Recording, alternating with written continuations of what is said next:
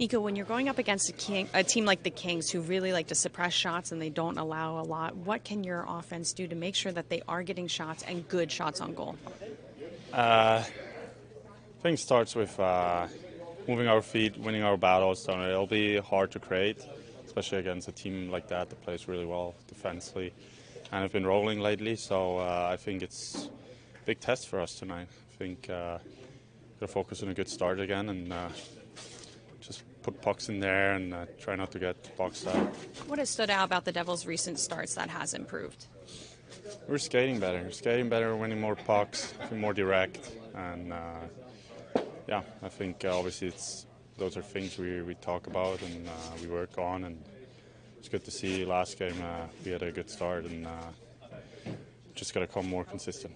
And something that we've heard a lot was we want to bring more intensity. That was apparent against Toronto. You all really brought energy. How can you mimic or even build on that energy tonight?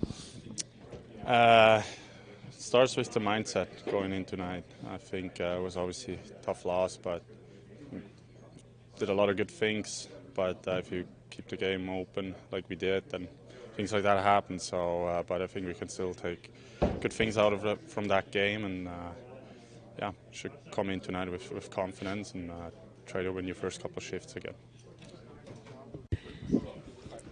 Nate, your first game underway. First off, how are you feeling? Good, happy to be back. Especially when the guys go on the road, you get a lot of FOMO not being a part of things. So just to be out there, I was saying I don't even know if I looked at my minutes after, but I thought it was a great first game to just get my feet wet again. That's what Keefe was saying post-game. He said, you were shooting, you were keeping things simple, and you're going to be worked back into a big role in the penalty kill again. What are you most looking forward to build in this game and Saturday's game to get back to full?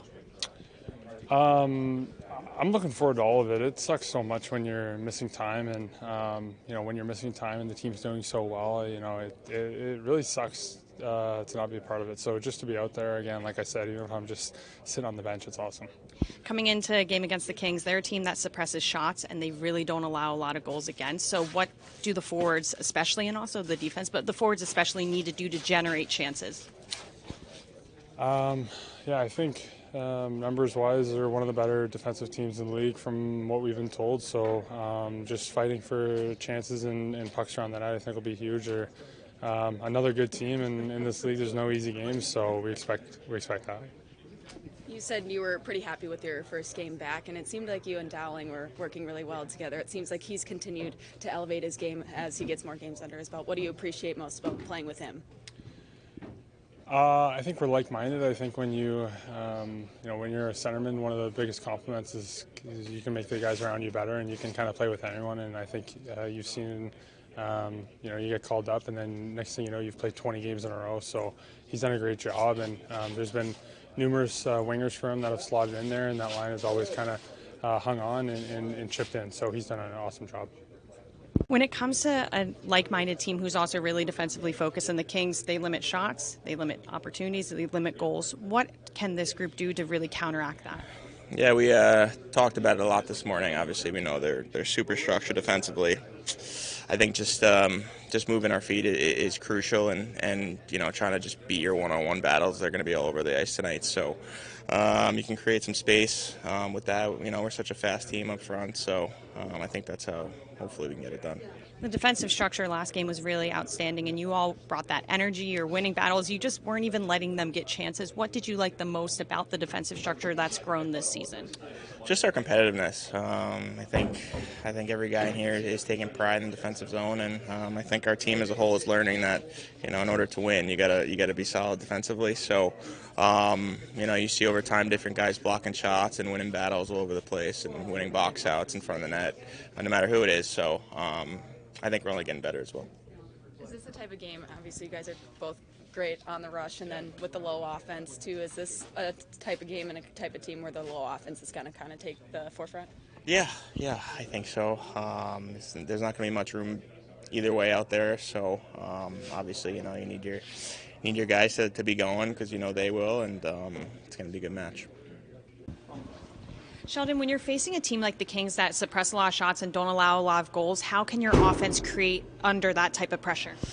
You got to play through it, and obviously make good on the chances that you do get, but try to generate as much as you can by attacking and making it hard and getting to the inside and do all the things that give you those opportunities to start with, which is break out well, get through the neutral zone, all of which are a great challenge. They've done an incredible job this season, and it's going to be difficult both at 5-on-5 and on the penalty kill. They don't give up many chances or shots on the penalty kill either. So it's a good opportunity for us to meet that head on. And we've been talking enough about our offense and generating more and all these kind of things. So we're as prepared as we can be for a team like this, but certainly know it's going to be a challenge. When your team is breaking out the puck perfectly, what is going right? What are some of those details that they're executing on? Yeah, I mean, I look at our first period the other night against Toronto, a very strong forechecking team, and just the way our defense went back with their first touch, it was either really good and efficient, or they used their body, they protected the puck to get through pressure, to be able to find a better pass lane. Those kind of things just help us get out fast, and you get out on from our first touch without having to spend any time in the defensive zone. It really, really helps, bring your game to life. And I think that's, even if I look at the last two games, even if I include the Colorado game, we made a big mistake to give up the goal first, but get up to 8-1 in shots in that game, 15-1 last game. A lot of that is fueled by our ability to get out of our zone quickly and get down to the offensive zone. Is the way you played a couple weeks ago against Carolina, getting pucks in, forcing their defense back, is that a similar blueprint for how you have to approach a team like LA? Every team.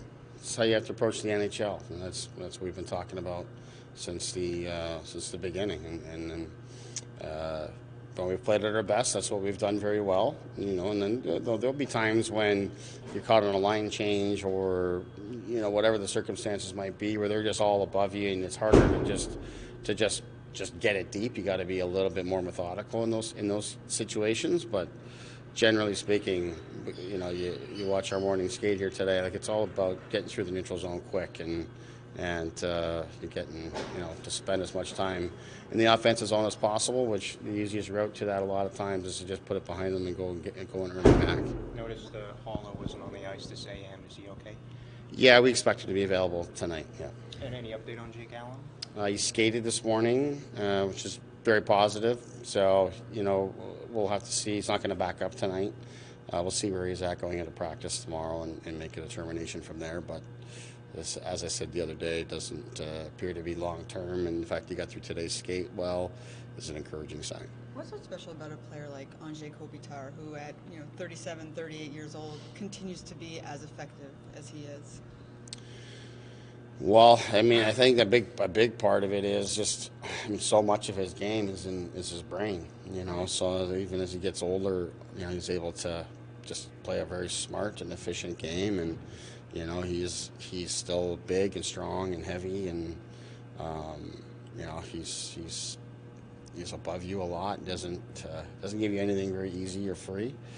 So you look at those guys, whether it's like him or Barkov or even Nico, like these guys, their brain and just how they play and process the game defensively makes it really, really challenging. And that's to say nothing of their offensive abilities, which is very good as well. You mentioned it there. I was going to sort of bring it around to that. Do you see similarities in who Nico is becoming as a player to what Andrzej has made out of his career?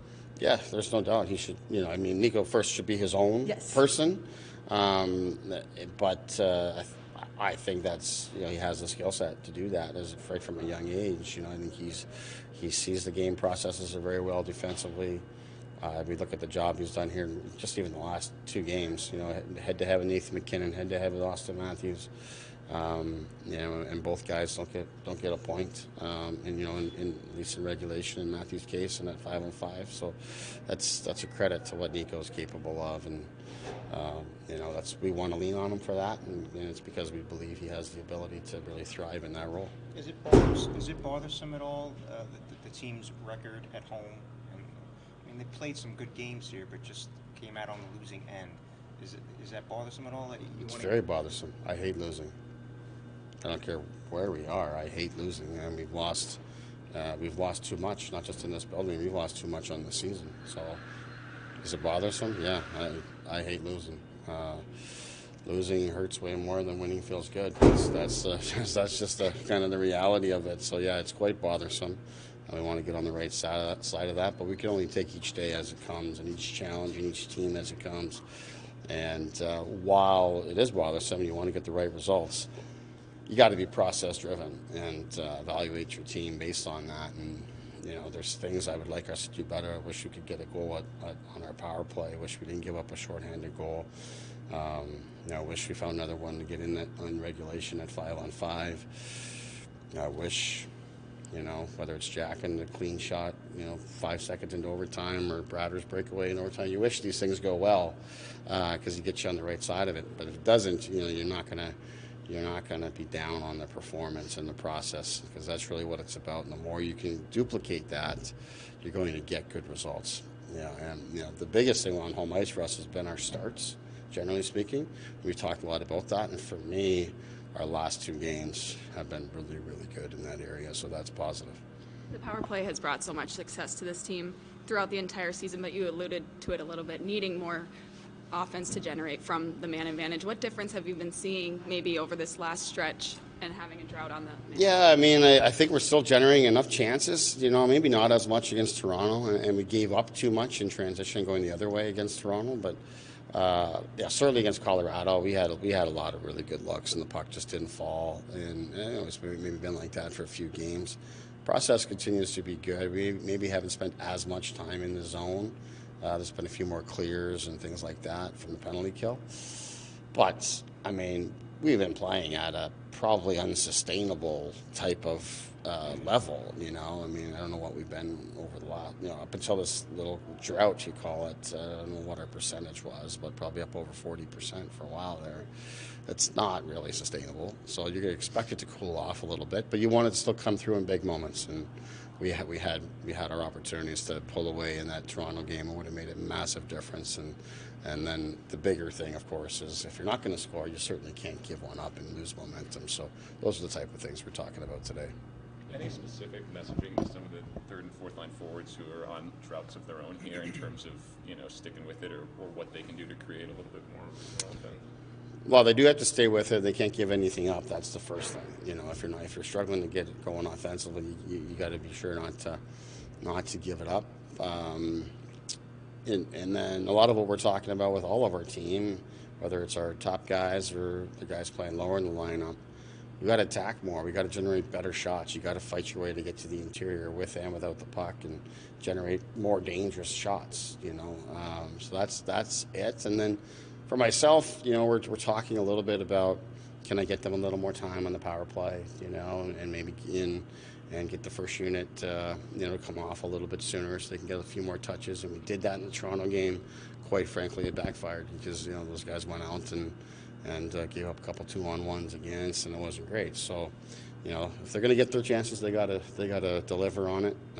But it is important for us. It's part of why we rejigged the lines a little, and I did like the look better. I thought Cotter had a really good game the other night. So we think it can come, but it's not where we need it to be right now. Markstrom? Yes. Thank you.